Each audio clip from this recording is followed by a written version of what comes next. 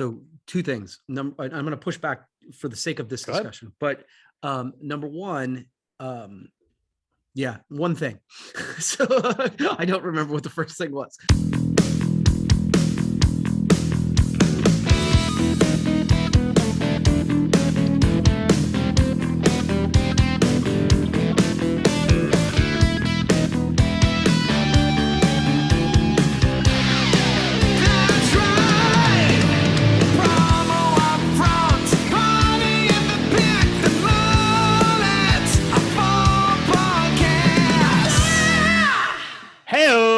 Get your motor running and head out on the highway for episode number 82 of the PromoPulse podcast.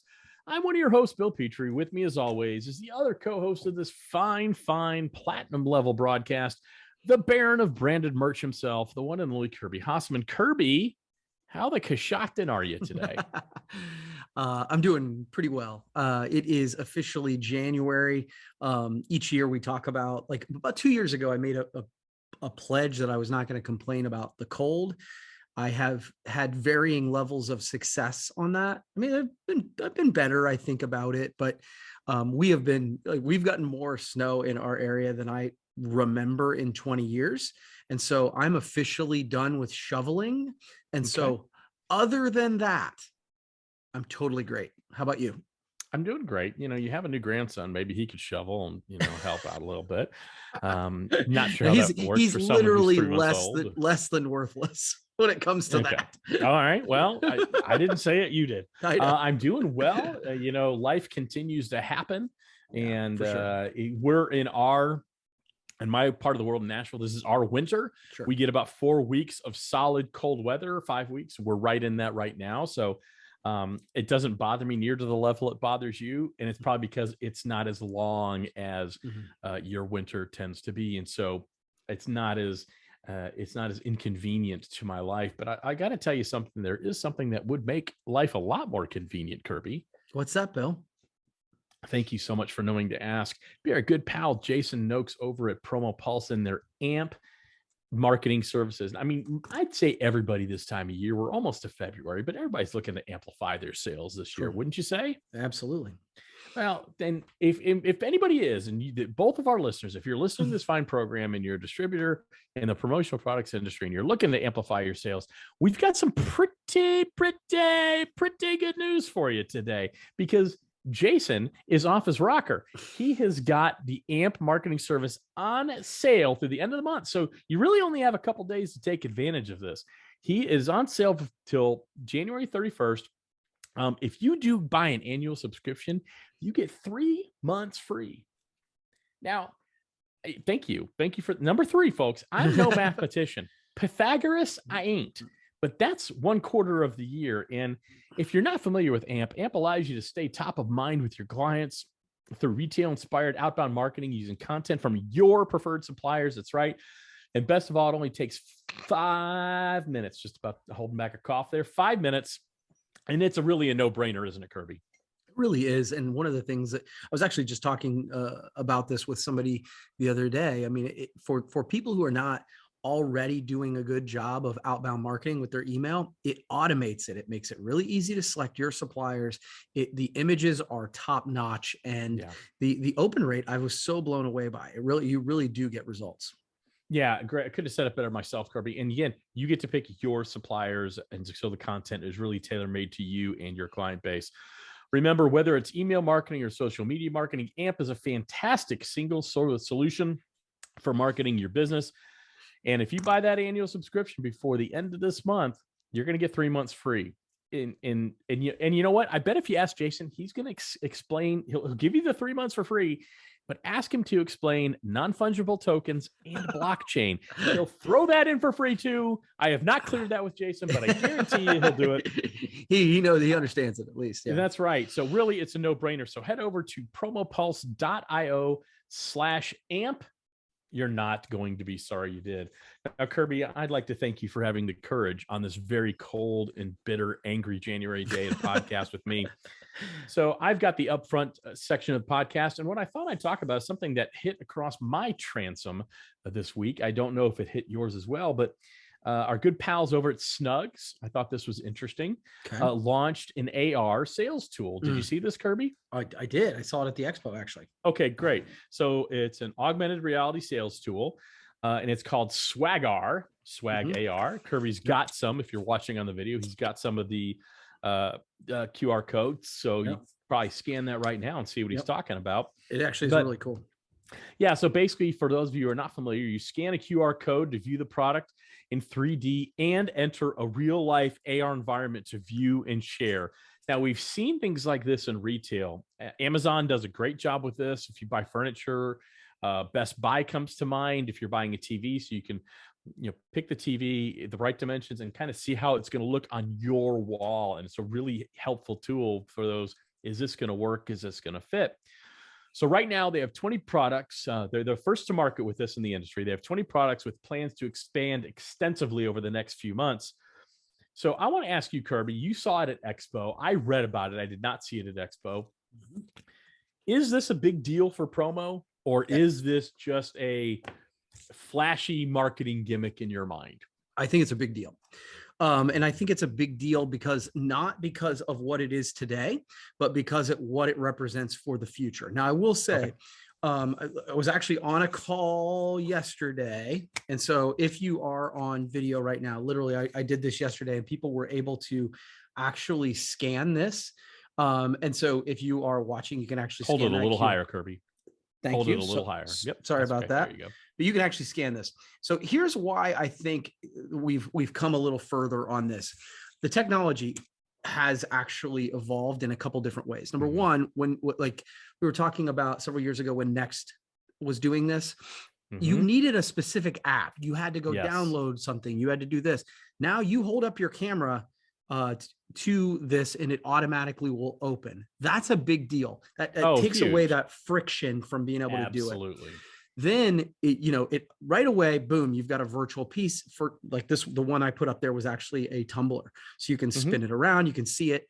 But when you can click that button and set it on a table, everybody I've shown this to, people go, wow, that's really cool.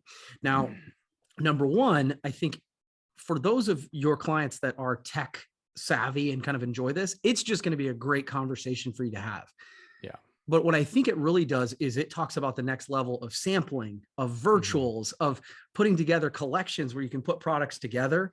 And then obviously it's funny, before we got on this, when you're talking about metaverse and all this other stuff, it represents that. But I actually think just literally, if this is 1.0, 1.1 or 2.0, where you can do more virtualing with it, do more sampling with it, I think it's a great first step, and they've done it first class. Yeah, I would agree. What I've seen is, and so here's where I agree and I somewhat disagree. So roll with me here for just a second. Sure. First of all, 100% first class. Jeff Anderton and the team. Jeff Anderton's the chief creative director over at Snugs. He and his team have done such a great job. Brandon and Steve Rohn and Brittany David, and then Kathy DeFrancesco, everybody over there. It's just fantastic job. First class, 20 products. I think what you said was absolutely perfect. It's really cool. I'm not sure, given the product mix that's in there now, it moves product. It does up the cool factor. And I do think you hit something perfect, that it absolutely is going to change the way virtuals are sent in the future. We're not there yet, but I agree it's first step. I think where it works right now really, really well, though, I think right now it works very, very well on we're cool, we're heading in the right direction, and it's really neat. Again, I don't know if it moves product. Where I think it really could move product, though, are larger things like display banners, because it's very hard sometimes for people to really get an idea of how big that is and how that would fit in a room or a tent. Again, we'll get to where I think it is just part of our daily thing, but I don't think that, even though it's cool, is all get out, and it's a great conversation starter, so therefore it is a great sales tool. I don't think seeing a 3D version of a tumbler that I can move around on a desk or put it over here, put it over there, is going to cause anyone to buy that. I do think it's a great conversation starter, though, and I love what they did. So I'm not dogging on it. I want to be very clear here. I just don't think with the products that are in there now, it's really going to move too many products. So two things. I'm going to push back for the sake of this discussion, but Number one, yeah, one thing. So I don't remember what the first thing was. Okay. So here's where I would push back a little bit. I think from a distributor perspective, one of the things that one of the reasons I go to Vegas, one of the reasons I partner with suppliers like Snugs is because I want to stand out in an incredibly crowded marketplace. So if I walk in and I really, that's something I pride myself on, is that I come back from that show and I'm like, I am showing people the newest, the hottest, the most interesting, trendy things, because I want to be known for that. And the suppliers who supply me with that ability are the people I'm going to go back to. So in that way, I would say it's a long tail, but I do think it does drive sales in 2022. Maybe so. And I agree with you here. Like I said, it is one hell of a conversation starter, and it allows you to have a touch point with your client that you might not have had. I'm right there with you on that. I remember the first piece, by the way. Sorry, I don't mean to interrupt you, but go ahead. But the first piece is there has to be a first step. And that's no question. That's what, so you know what I mean? Like, so whoever was going to be the first people that jumped in, there had to be a first step. And I think this was it. So sorry. I know. I think, and again, it's first class. It is amazing. It's smooth and it works and it's not buggy. It is phenomenal. Don't get me wrong. I think it's great. And it's a great sales starter. I just, when I think of AR, and I could be wrong, maybe it's just me, I think of larger things that, that I need to fit in certain spaces, and it helps me do that. So can I just say, that's one of the reasons I really like this podcast is that we are willing to have a conversation that is a conversation that's being had, but we're doing it in a public setting. So I appreciate your candor on this, because I think it's something that's being said, but most people aren't willing to say it publicly. So kudos. Yeah, no. And again, I'm taking it the way you mean it. I know you are. And I appreciate that. One thing I do want to say, like you said, it's a first step. Yeah. And for first steps, I don't think they could have done it any better. Yeah. Okay. I want to be real clear on that. I think now it's time for like what you said, use it as a tool of, I'm going to bring you things you've never seen before, Mr. Customer. And maybe that sparks ideas, and maybe that does drive sales.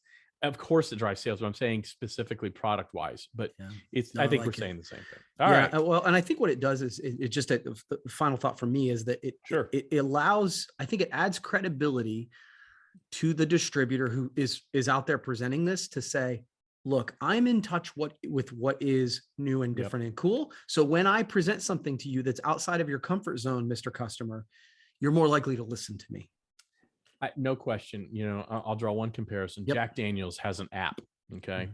And when you scan it, again, you just open up your phone, open up in the app. You do have to open up in the app, but if you do it on a regular Jack Daniel's number 7 label, it opens up like a map. You can have a virtual tour of the distillery. It's really cool. It would never make me buy more or less Jack Daniel's, but it is cool. It makes you more of a fan, maybe. Yeah. I think it creates what it does, this first step. I think we're all waiting to see, okay, what's next? Now that's where I think the real value for Snugs is right now. Yeah. And like being first to market, super, super smart. Yep. Speaking of super smart, Kirby, I bet you have a great topic for us to talk about. I have a bunch of different topics. So I'm going to go. So this is, I've told you I read The Morning Brew, which is an email newsletter, but it's sort of news based. It's sort of where I get most of my news. And I saw this. So when Americans aren't playing pickleball, they're starting companies. So a record 5.4 million new business applications were filed in 2021. That's up from the previous record of 4.4. So that's a big difference. So I am curious. We talk so much about the Great Resignation, about how everybody's quitting their jobs and how, nobody wants to work, or, everybody's culture sucks. And like, we always look at the Great Resignation through the lens of how terrible it is. I wonder if this isn't the unspoken positive about the Great Resignation. There are a lot of times during challenging times that's when people start businesses. So to me, I read that statistic and say up 1 million over the previous greatest number of businesses started. Is that the unspoken positive of the Great Resignation? It's an unspoken result of the Great Resignation. I think the jury's out whether it's positive or not. And that's not me being negative. See what I did there? I overall, it's very interesting because I've not seen that specific article from Daily Brew or Morning Brew. Yep. But I've seen articles similar to that saying, wow, entrepreneurship is skyrocketed during the pandemic or whatever, however you want to clickbait that so people read it. I think it'll be very interesting to see how this all turns out. And I don't mean that in a negative way. I think it's great. I think, one of the things you and I talked about during the pandemic, the main parts of it, we're still in it, obviously, but it forced so many people to be creative. How to manage your culture, how to run your business, to pivot, to not pivot, to do whatever. It forced creativity. How do I reach people? And then now everybody's doing a podcast or everybody's doing content. How do I reach people? So it forced people to be creative. I love the fact that I think this country has always been built on entrepreneurial spirit. And the fact that it still exists to the point it does makes me very happy. Sure. It really gives me the warm fuzzies on my patriotic insides. I think it'll be very interesting, though, to see how many people really have the stomach for it. And I don't mean that as a negative, but you got to have the stomach for it. It is not for the faint of heart. Starting your own business and running your own business. The hours people think are great. I will tell you, and you will, and every other person who has started a business will tell you, the hours suck and my hourly rate sucks more. If I boiled it down, it's work, but it's extraordinary gratifying work if you stick with it. So I don't know if it's a positive. So I guess I'd say overall, I think it's a positive.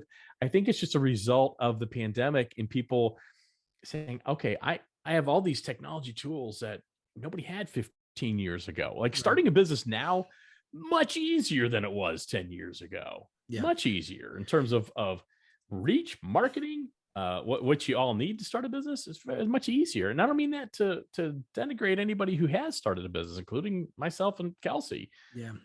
But it is easier. Oh, of course. The tools are, I mean, that's not a knock on anybody. It's just the facts. I mean, the internet didn't exist. But I guess what I mean by the positive about it is, time will tell whether businesses succeed and all that sort of thing. But I think the Great Resignation has been poised, as the media is often want to do, as a complete negative. It's a total shit show. Everybody's running out. And it's like, well, maybe they're running to something, right? Maybe they're trying to create something for themselves, a future that they are intentional about. That's exciting to me. Whether it works or not is that's separate. Well, and as I said, I agree. And look, if you're bringing the media into it, look, if it bleeds, it leads. I mean, whether it's the weather or whatever, it's always something, we're about to have a snowstorm that's going to snow us on for 14 months, or everything's always dramatic and over the top. And I mean, even the way, if you look at headlines, right? I mean, it's clickbait. I think it's overall a very good thing that people believe in themselves and their vision enough to put it on the line, whether it's for a year or 2 years or 2 months. It doesn't matter. I like it, man. Okay. Cool. All right, Kirby. Email marketing. Okay. All right. So we always hear how dead email marketing is. It's tired, it's old, it's hackneyed. We hear all that. Well, there's a study by the Association of National Advertisers. Very interesting. So it's their response rate report for 2021 about the different ways people advertise. And they do this about every 3 years. Last time they did this was 2018. Okay. Email is still the most used medium. 82% of the respondents use email marketing. It has declined 6% since 2018, though. Okay. This one really got me. Social media is used by 74%, making it the second most. Okay. And it's gaining ground, increased by 17% since 2018. So that's a pretty dramatic jump. And then after that, you have paid search at 51%, digital display advertising, which to me is billboards, things like that, at 42%, direct mail, 38%.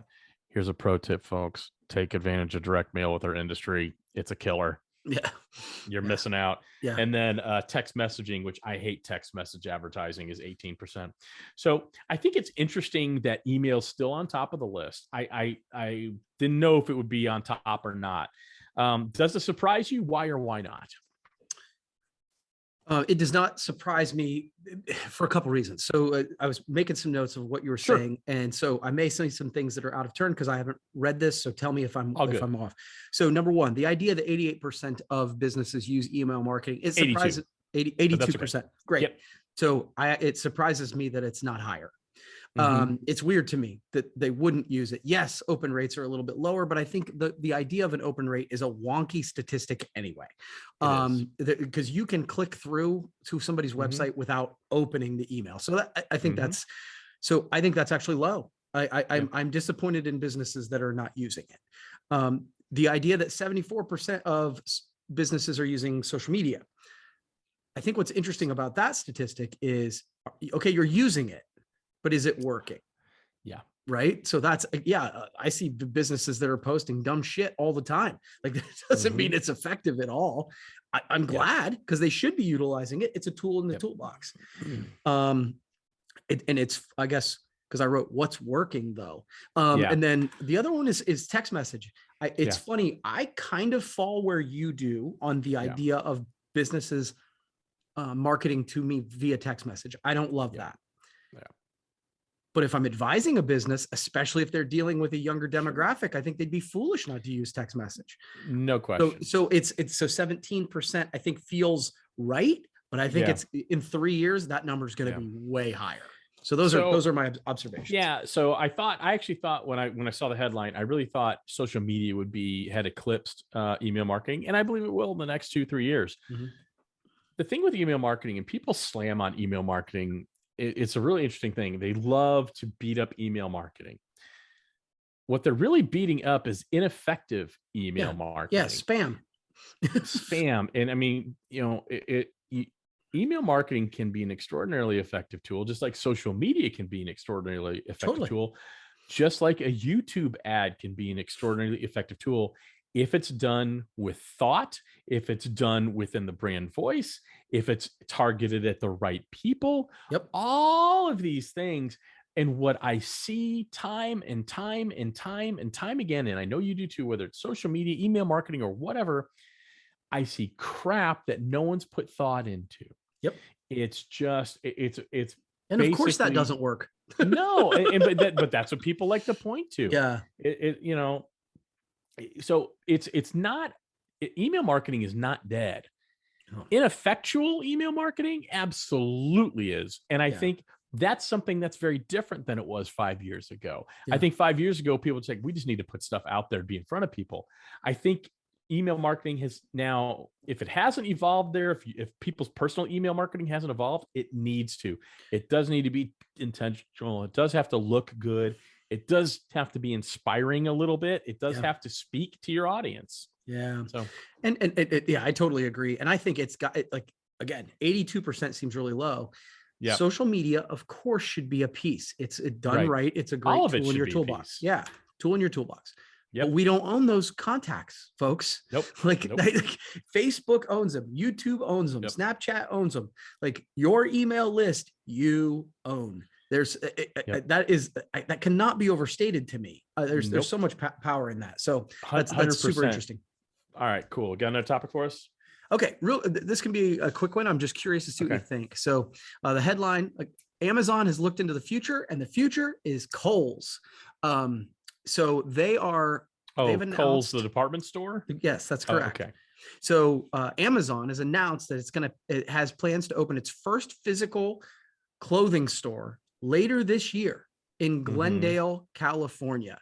And essentially, because they're saying that the reason they're doing it is the reason I always say the reason you should be doing social media marketing, the reason I used to go to the industrial park, because that's where people are going. Even in the age of e-commerce shoppers, people still love touching every item on the rack. So 85% of U.S. retail sales still happen in store. That to me was a statistic that blew my mind. So my question to you is, are you surprised that Amazon is wading in here? So let me make sure before I wade into the waters of your question. Yeah. They're opening a physical store inside of Kohl's?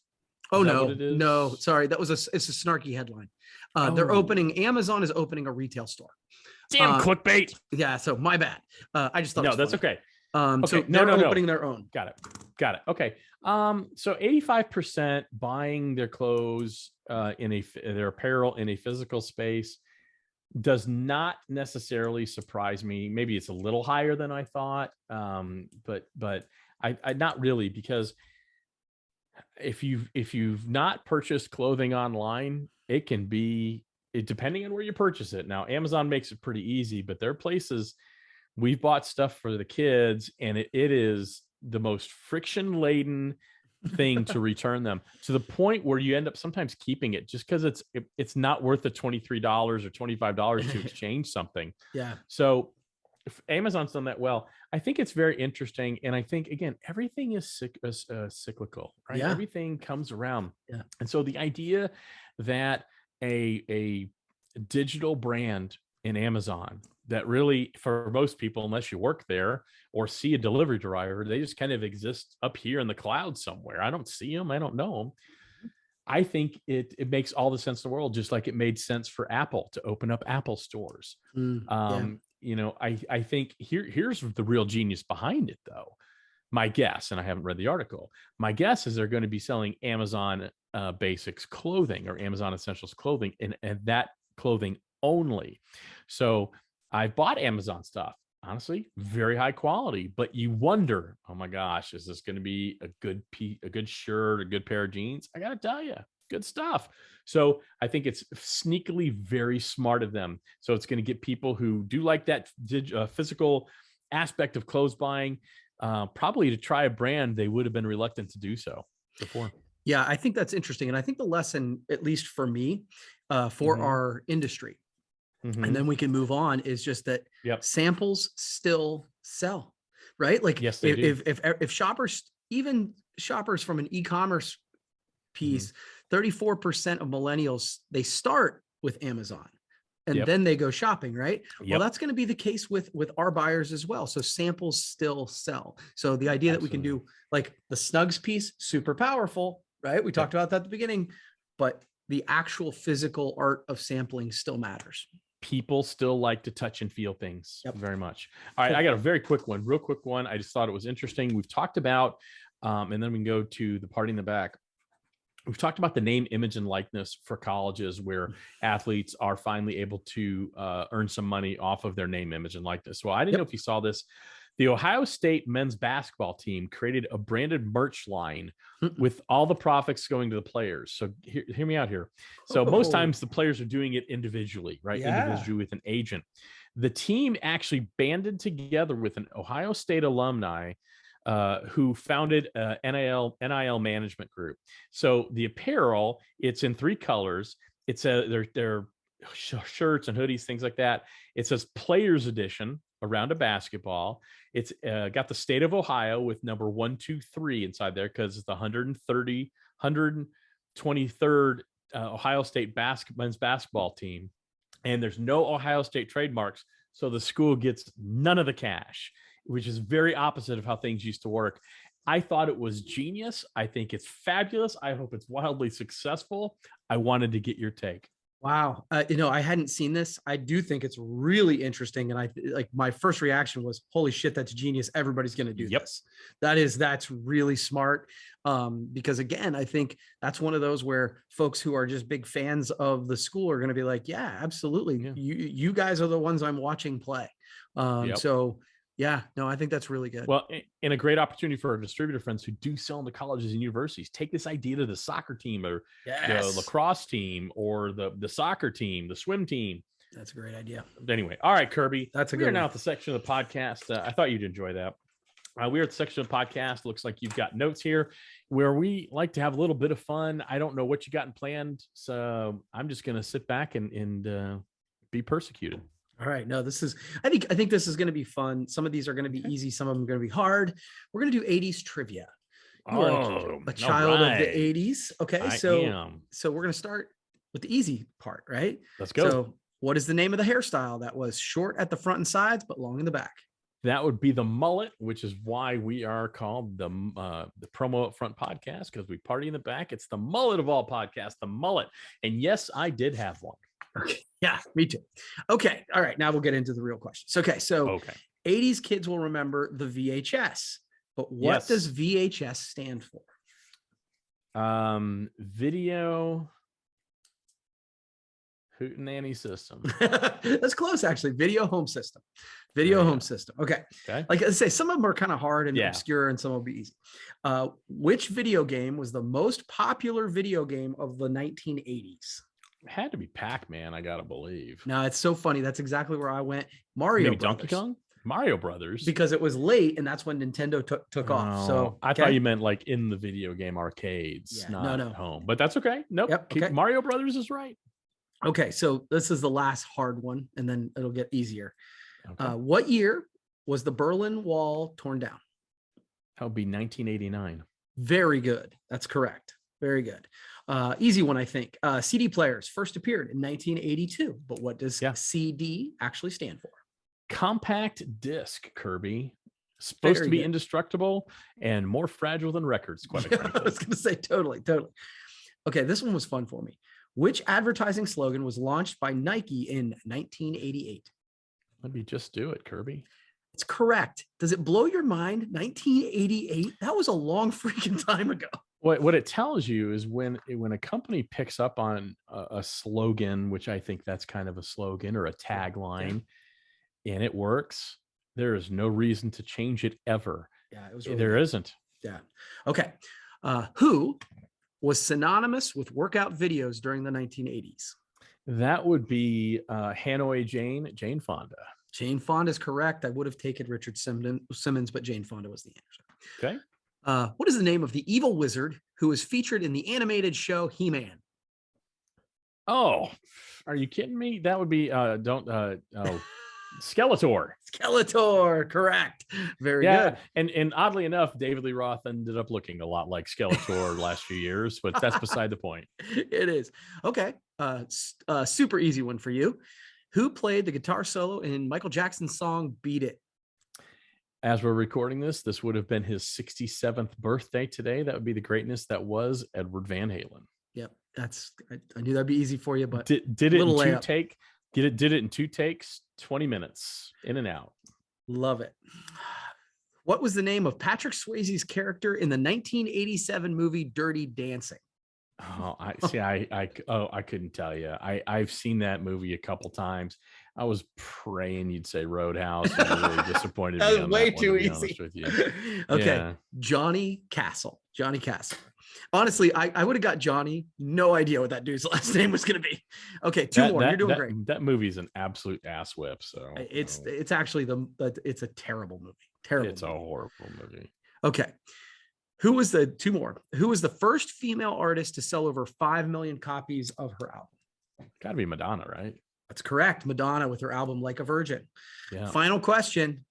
What is the name of the iconic 1987 Rick Astley song? Never gonna give you up, never gonna let you down, never gonna run around and hurt you, never gonna say goodbye. I don't know the rest. Yeah. All right, man. Great job. You killed it. Hey, I'm never going to give you up, Kirby, and I'm never going to give up promoting our good pal Jason Noakes over at PromoPulse and his fabulous AMP marketing services. That's right, kids. He's gone crazy, go nuts. He's loco in the melon because he is giving away. He's almost giving away his AMP marketing service for free. You get 3. You sign up for a year contract, 3 free months. So you're really paying for 9 months, but you're getting 12. How about that kind of math? That's the kind of math I likes. And you know who else likes it? Everybody else who is smart enough to sign up for the service. It's really great retail inspired marketing from suppliers you pick. And so it really reflects your brand, your vision, and your voice. So you want to learn more, you got to get on this horse before 11:59 p.m. on January 31st, because that's when this offer null and void. Right? That's it. That's all. So head over to promopulse.io/amp. You won't be sorry you did, Kirby. I am absolutely never, ever going to give you up. I'm never going to let you down. All right. Okay. That's right.